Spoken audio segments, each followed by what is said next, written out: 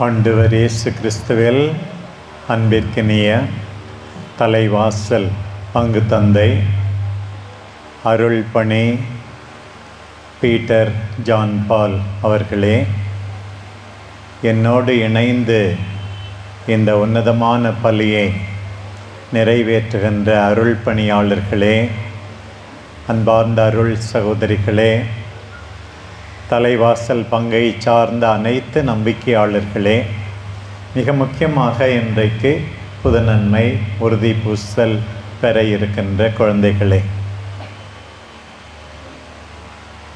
இன்றைக்கு நம்முடைய பங்கின் பாதுகாவலர் தொழிலாளர் புனித யோசேப்பின் பெருவிழா. அந்த நேரத்தில் மகிழ்ச்சியோடு, இரட்டிப்பு மகிழ்ச்சியோடு ஆண்டவர் இயேசுவை முதன்முறையாகவும் தூய ஆவியின் கொடைகளை பெறுகின்ற உறுதி பூசலையும் நிறைவேற்றுவது உண்மையாகவே எனக்கும் மகிழ்ச்சி. முதலில் ஒரு சில வார்த்தைகள் நம்முடைய பாதுகாவலர் சென்ட் ஜோசப், பழைய தமிழிலே சூசையப்பர் என்று சொன்னார்கள், இப்போது யோசேப்பு என்று அழைக்கப்படுகிறார். புனித வளனார் என்றும் சொல்லப்படுகிறார். சூசையப்பருக்கு இத்தனை பெயர்கள். எத்தனையோ கோயில்கள், எத்தனையோ புனிதர்களுக்கு அர்ப்பணிக்கப்பட்டுள்ளன.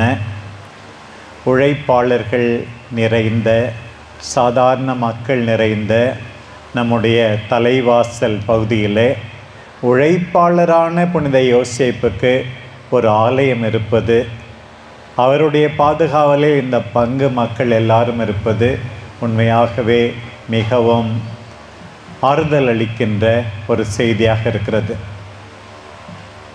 சூசையப்பட்டிருந்து 2-3 பாடம் நம்ம கற்றுக்கணும். ஒன்று, அவர் நீதிமான் அப்படின்னு சொல்லியிருக்கு. நம்ம யாருக்குமே அநியாயம் செய்யக்கூடாது. சூசையப்பர் நீதிமான். பழைய புரிதலின்படி நீதிமான்னா என்ன தெரியுமா? சட்டத்தை ஒழுங்காக கடைபிடிக்கணும். கடவுளுடைய சட்டம், நாட்டு சட்டம், இன்னும் நம்முடைய ஆசிரியர்கள் பெரியவர்கள் நமக்காக வகுத்த சட்டம், இது எல்லாவற்றையும் நாம் பின்பற்றினால்தான் நீதிமான். கடவுளுக்குரியது கடவுளுக்கு கொடுக்கணும், சீசருக்குரியது சீசருக்கு கொடுக்கணும் அப்படின்னு அவரவருக்கு உரியதை நாம் அவரவருக்கு கொடுக்க வேண்டும். யாருடைய பொருளுக்கும் நம்ம ஆசைப்படக்கூடாது, அநியாயம் செய்யக்கூடாது. இது ஒன்று சூசையப்பரை பற்றி. இன்னொன்று எனக்கு உடனே ஞாபகத்துக்கு வருது. இந்த சூசையப்பர் எதுவுமே பேசந்தா விவிலியத்தில் எழுதியில்லை பாருங்க. நம்மெல்லாம் ரொம்ப பேசுகிறோம், பேசி மற்றவங்களை காயப்படுத்துகிறோம். வேலையை ஒழுங்காக செய்ய வேண்டும், பேச்சை குறைக்க வேண்டும். நிறையா சண்டை சச்சரவுகள் வருவது எதனால் தெரியுமா? சில பேர் அதிகமாக பேசுகிறாங்க, காயப்படுத்துகிறார்கள். யாரையும் காயப்படுத்த நாம் நினைக்கவே கூடாது. பவுலடியார் சொன்னார், தீய சொல் எதுவும் உங்கள் வாயினின்று வராதிருக்கட்டும், கேட்போருக்கு அருட்பயன் விளையுமாறு ஞான வளர்ச்சி தரக்கூடிய நல்ல வார்த்தைகளையே பேசுங்கள் அப்படின்னு சொன்னார். ஏற்கனவே இயேசு சாமி சொன்னார், மத்தேயு நற்செய்தியில் வாசிக்கிறோம் 12ஆம் அதிகாரத்தில், உண்மையிலும் உண்மையாக உங்களுக்கு சொல்லுகிறேன், தீர்வை நாளில் மனிதர் பேசும் பயனற்ற வார்த்தை ஒவ்வொன்றுக்கும் கணக்கு கேட்கப்படும் சொல்லியிருக்கார். இன்னைக்கு நம்முடைய பாதுகாவலருடைய விழாவை கொண்டாடும் போது இனிமே யாரையும் காயப்படுத்த மாட்டேன், வாயினால் பாவத்தை செய்ய மாட்டேன், உற்சாகப்படுத்துவேன் என்று நினைக்கணும். இன்னொன்று பாருங்க, முக்கியமாக எனக்கு ரொம்ப பிடிச்சது சூசையப்பற்ற மற்றவங்கள அவமானப்படுத்தக்கூடாதுன்னு நினைக்கிற நல்ல உள்ளம் பாருங்க.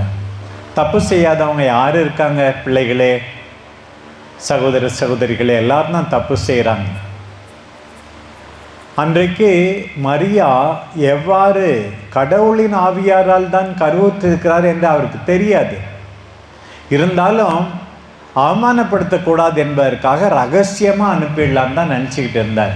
அப்போ தான் சம்மனஸ் வந்து இந்த குழந்தை, மரியாவின் வயிற்றில் இருக்கிற குழந்தை கடவுளுடைய அருளால், தூய ஆவியின் குறுக்கீட்டால் உடனே கீழ்ப்படிந்து ஏற்றுக்கொண்டார். இந்த நல்ல மனசு இருக்கணும் பாருங்க. நம்ம எல்லாருக்கும் மற்றவங்களை சில நேரத்தில் அவமானப்படுத்துகிறோம், மதிக்கிறதில்ல. இப்படிலாம் செய்யக்கூடாது. நம்ம கடைசியாக சூசையப்பர் நம்பினார், கீழ்ப்படிந்தார். இதுதான் உங்கள் எல்லாருக்கும் இன்றைக்கு மிக முக்கியமாக நான் சொல்ல வருவது. சில காரியங்களுக்காக ஒரு குறிப்பிட்ட சூழலிலே நாம் கிறிஸ்தவர்களாக இருக்கலாம், நம்பிக்கையாளராக இருக்கலாம். எல்லாம் வல்லவர் நம் ஒரே கடவுள் 3 ஆட்களாக இருக்கிறார், அவரை நம்ப வேண்டும், சூசையப்பரை போல கீழ்ப்படிய வேண்டும், வேலையை செய்ய வேண்டும்.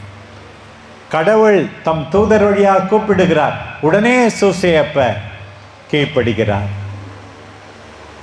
குழந்தையையும் தாயையும் கூட்டிக் கொண்டு எகிப்துக்கு ஓடிப்போ, சூசையப்பர் கீழ்ப்படுகிறார். எப்படிலாம் கஷ்டப்பட்டு குடும்பத்துக்காக உழைச்சாரோ தெரியல. அன்பார்ந்த பெற்றோரே, உங்கள் குழந்தைகளுக்காக நீங்கள் கஷ்டப்படுங்கள். அவர்கள் ஒருவேளை நன்றி மறக்கலாம். ஒரு நல்ல அப்பா அம்மா செய்யறது தான் என் பிள்ளைக்கு செஞ்சேன்னு சொல்லி தியாக வாழ்க்கை வாழுங்கள். சூசையப்பரை போல எப்படி எகிப்தில் அவருக்கு நல்ல வேலை கிடைச்சதோ கிடைக்கலையோ, திருப்பி பாருங்க, நீ திருப்பி உன்னுடைய சொந்த நாட்டுக்கு போகிறார், கீழ்ப்படுகிறார். பாருங்கள், நம்பிய கீழ்ப்படிந்த சூசையப்பர். ஏற்கனவே பல முறை கேட்டிருப்பீர்கள், இருந்தாலும் இந்த திருநாள் அன்னைக்கு ஆயர் வழியா நினைவுபடுத்தப்படுவது நியாயமானது. வெறும் சூசையப்பருக்கு அழகா தேர் விழா கொண்டாடினால் போதாது, லைட்டு போட்டால் போதாது, பூசை இருந்தால் போதாது. ஆண்டவரே, நானும் சூசையப்பரை போல இருப்பேன், அவரை போல நம்புவேன், கீழ்ப்படிவேன், என்னிடம் ஒப்படைக்கப்பட்டவர்களை அவரை போல பாதுகாப்பேன், யாரையும் காயப்படுத்த மாட்டேன், நீதிமானாக நான் இருப்பேன் என்றெல்லாம் நாம் உறுதி கொள்ள வேண்டும். அன்பார்ந்த பிள்ளைகளே, புதுநன்மை உறுதி பூசல் வாங்குகின்ற பிள்ளைகளே, முக்கியமான நாள் இந்த நாள். உங்களுக்கு ஒருவர் நமக்கு கொடுக்கக்கூடிய மிகப்பெரிய கொடை என்ன தெரியுமா? காசு பணம் இல்லை, வீடு வாசல் இல்லை, நல்ல கார் இல்லை, நல்ல 2 வீலர் இல்லை, நகை இல்லை. எல்லாத்த விட நம் அன்புக்குரியவர்கள் நமக்கு கொடுக்கக்கூடிய மிகப்பெரிய கொடை என்னன்னு கேட்டால், அவர்கள் நம்மோடு இருப்பதுதான். பிரசன்னம். ஆண்டவர் இயேசு இந்த உலகத்தை விட்டு போகும்போது சீடர்கள் மீது மிகவும் அக்கறை கொண்டிருந்தார். இன்றைய நற்செய்தி பகுதியில் நாம் வாசிக்க கேட்டோம், உள்ளம் கலங்க வேண்டாம், மருள வேண்டாம், என் தந்தையை நம்புங்கள், என் மீதும் நம்புங்கள், நான் உங்களுக்கு இடம் ஏற்பாடு செய்ய போகிறேன். இன்னும் கொஞ்ச நாளில் அவர் சிலுவையில் அறையப்பட போகிறார் என்று அவருக்கு தெரிகிறது. அந்த நேரத்தில் அவர்கள் மீது அக்கறை கொண்டு, நான் போகிறேன், உங்களுக்கு இடம் ஏற்பாடு செய்ய போகிறேன் என்று சொல்லுகிறார். பாருங்கள், இடம் ஏற்பாடு செய்ய போகிறேன், உங்களுக்கு விண்ணகத்தை ஏற்பாடு செய்ய போகிறேன். எப்படி ஏற்பாடு செய்ய போகிறேன்? என்னுடைய பாடுகளால், என்னுடைய மரணத்தால், என்னுடைய உயிர்ப்பால். நம் எல்லாருக்கும் மோட்சம் பெற்று தந்த அந்த ஆண்டவரை நினைத்து பாருங்கள். பவுல் தன்னுடைய போதனையினோடே சொன்னார், ஒரு பக்கம் நான் சீக்கிரம் சாகணும்னு ஆசையாக இருக்கு, செத்தாதான் ஆண்டவரோடு மோட்சத்தில் இருப்பேன்னு சொன்னார். இன்னொரு பக்கம் உங்களுக்கு நற்செய்தி அறிவிக்கிறதுக்காக இன்னும் கொஞ்ச நாள் உங்களோட இருக்கணும் அப்படின்னு சொன்னார். பவுல் இரண்டையுமே ஒரே நேரத்தில் சாதிக்க முடியவில்லை. ஆனால் நம் ஆண்டவர் இயேசு இரண்டையும் சாதிக்கிறார். ஒரு பக்கம் தந்தையிடம் சென்றார், மரித்து உயிர்த்து தந்தையிடம் சென்றார். இன்னொரு பக்கம் இதோ எந்நாளும் உங்களோடு இருக்கிறேன் என்று அப்பத்தையும் ரசத்தையும் தன்னுடைய உடலாகவும் இரத்தமாகவும் மாற்றி நமக்கு கொடுத்தார், நம்மோடு இருக்கிறார். எவ்வளோ பெரிய ஆசீர்வாதம் பாருங்கள். அந்த அப்பத்தையும் ரசத்தையும் பெற கொடுத்து வைத்திருக்கிறீர்கள், ஆண்டவருடைய உடலாகவும் இரத்தமாகவும். அன்பார்ந்த பிள்ளைகளே, நற்கருணை நற்கருணை ஆண்டவர் தம்மையே பிட்டு கொடுத்ததை, ஆண்டவர் நமக்காக ரத்தம் சிந்தியதை ஒவ்வொரு முறை பலி பீடத்தில் இந்த பலி ஒப்பு கொடுக்கப்படும் போதும் நமக்கு நினைவூட்டுகிறது. எதுக்கு நன்மை வாங்கணும்? ஒவ்வொரு கத்தோலிக்கரும் என்ன செய்யணும்னா, ஒன்று திருப்பலியில் பக்தியோடு பங்கெடுக்கணும், ரெண்டாவது தூய்மையான உள்ளத்தோடு ஆண்டவரை வரவேற்கணும், மூன்றாவது நற்கருணையில் இருக்கிற ஆண்டவரை ஆராதிக்கணும். இது மூணு நம்ம செய்யணும். செஞ்சாக்க எப்படின்னா நம்முடைய வாழ்க்கை மாறும், சக்தி கிடைக்கும், வல்லமை கிடைக்கும், எந்த துன்பங்களையும் நாம் தாங்கிக் கொள்ள முடியும். எல்லாத்த விட முக்கியமாக நான் என்று சொல்லிக்கிட்டு தெரிய மாட்டோம், மற்றவங்களுக்கு தாராளமாக நன்மை செய்வோம். பெற்றோருக்கு, பிள்ளைகளுக்கு, உடன்பிறப்புகளுக்கு, ஏழைகளுக்கு, அனாதைகளுக்கு, ஆதரவற்றவர்களுக்கு நன்மை செய்யத்தான் இந்த நன்மை. இன்றைக்கு புது நன்மை வாங்க போகின்ற பிள்ளைகளே, தயவு செய்து இதை நினைத்து பாருங்கள். ஆண்டவர் தம்மையே கொடுத்தார். என்னாலானதை கொடுப்பேன். என்னுடைய நேரம், என்னுடைய திறமைகள், என்னுடைய உழைப்பு, என்னிடம் உள்ளது எல்லாம் கொடுக்க எனக்கு சக்தி கொடுக்கிறதே இந்த புனித மிகு நற்கருணை என்பதை நீங்கள் நினைவில் கொள்ள வேண்டும். அன்பார்ந்த பிள்ளைகளே, இன்னைக்கு உறுதி பூசல் பெறப்போகிறீர்கள். ஏற்கனவே திருமுழுக்கு ஞானஸ்நானம் பெற்ற போது உங்களுக்கு ஏற்கனவே தூய ஆவி கொடுக்கப்பட்டார். இன்றைக்கு உறுதி பூசல் பெறுகின்ற எல்லாரும் இன்னும் நிறைவாக தூய ஆவியாரை பெற்றுக்கொள்ளப் போகிறீர்கள். இன்னைக்கு நடக்கிறது அதுதான். அந்த தூய ஆவியை பெற்றுக்கொண்ட சீடர்கள் அன்றைக்கு ஒன்றாயிருந்தார்கள். நான் ஊர் தலைவர்கிட்ட சொன்னேன், நான் அதான் தலைவர், முன்னே எங்கள் அப்பா தலைவராக இருந்தார் அப்படின்னு சொன்னார். நான் சொன்னேன், உங்களுக்கு தெரியுமா தலைவருடைய முக்கியமான கடமை என்னன்னு சொல்லி? எல்லா மக்களையும் ஒன்றாக வச்சுருக்கணும், எங்கள் பங்கு சாமியாரோடு ஒத்துழைக்கணும், சண்டை வரும் அதெல்லாம் பரவாயில்ல, அவர்களெலாம் சமாதானப்படுத்தணும், இது முக்கியமான கடமைன்னு சொன்னேன். அவரும் சொன்னார், ஆமாம் ஃபாதர் பிஷப், நான் அதை செய்ய முயற்சி எடுக்கிறேன்னு சொன்னார். அன்னைக்கு பாருங்கள், பேதுரு ஒரு மொழியில் பேசினார், எல்லாருக்கும் அவங்கவுங்க தாய்மொழியில் புரியுது. தூய ஆவி வந்தால் இதுதான் நடக்கும், எல்லாரும் ஒன்றாக இருப்போம். அது ஒரு பக்கம். நீங்கள் படிச்சிருப்பீங்க மறைக்கல்வியில் தூய ஆவியினுடைய கொடைகள் கனிகள் எல்லாம் படிச்சிங்களா? படிச்சிருப்பீங்க. அந்த காலத்தில் எங்களுக்கு பாட்டில் பாடலாவே எல்லா வரமும் நிரம்பி ததும்போம் தூய ஆவியை நம்புகிறேன் என்ற அந்த பாடல் பாருங்க. ஞானம் புத்தி விமரிசையுடன் அறிவு பக்தி திடமும் தெய்வ பயமான வரங்கள் 7 எமக்கு ஈவாயே. இப்போ புது தமிழில் கொஞ்சம் வார்த்தை மாறி இருக்கு. எல்லாம் தூய ஆவியால் தான். தூய ஆவி இருந்தால் கலாத்தியருக்கு எழுதிய திருமுகத்தில் அந்த கனிகள் எல்லாம் கொடுக்கப்பட்டிருக்கிறது. அன்பு, அமைதி, பொறுமை, எல்லா நல்ல குணமும் நமக்கு சிறப்பான விதத்தில் இந்த தூய ஆவியாரின் வழியாய் நமக்கு கிடைக்கிறது. இதை நம்ம மறந்துடக்கூடாது. இன்றைய முதல் வாசகத்தில் நம்ம கேள்விப்பட்டோம். அன்னைக்கு ஒரு சண்டை வந்தது. என்னன்னா, விதவைகளுக்கு உதவி செய்கிற பழக்கம் அந்த காலத்திலேருந்தே இருந்தது. கணவன் இல்லாமல் மிகவும் துன்புறுகிற, போதுமான வருவாய் இல்லாமல் வேதனைப்படுகிறவர்களுக்கு கொஞ்சம் உணவெல்லாம் கொடுத்தார்கள். அதில் சில பேர் எபிரேய மொழி பேசுகிறவர்கள், இன்னும் சில பேர் கிரேக்க மொழி பேசுகிறவர்கள். கிரேக்க மொழி பேசுகிறவங்களை கொஞ்சம் ஒதுக்கிட்டாங்க, அதிகமாக செய்யலையும். உடனே அவர்கள் கம்ப்ளைண்ட் பண்ணுறாங்க. உடனே பேதுருவும் மற்ற சீடர்களும் எல்லாரும் ஒன்றா கலந்து பேசுகிறாங்க. நம்ம எல்லாம் ஒன்றா இருக்கணும், சண்டை போடக்கூடாது, சேர்ந்த முடிவு எடுக்கணும். சில வீட்டில் கணவர் மட்டும்தான் எல்லா முடிவும் எடுக்கிறது, மனைவிக்கிட்டையும் கேட்கணும் என்னம்மா நினைக்கிறேன்னு. எல்லாரும் கலந்து பேசி சமரசம், நல்ல முடிவு எடுக்க வேண்டும் என்பதற்கு இது பெரிய எடுத்துக்காட்டு. உடனே அவங்க என்ன சொன்னாங்க, நான் இவ்வளோ நேரம் புனிதமிகு நற்கருணையை பற்றி சொன்னேன். நம்ம பந்தியில் பணிவிட செய்யணும், எல்லா விதவைகளுக்கும் சாப்பாடு போடணும், உண்மைதான். ஆனால் இன்னொரு முக்கியமான சாப்பாடு இருக்குது. ஒன்று புனிதமிகு நற்கருணை சாப்பாடு, ரெண்டாவது இறை வார்த்தை சாப்பாடு. அதை விட்டுடலாமா? விடக்கூடாது. நம் இதயம் வளர்வது இறை வார்த்தையால், நற்கருணையால். இறை வார்த்தையை விட்டுடக்கூடாது, ஜெபத்தை விட்டுடக்கூடாது.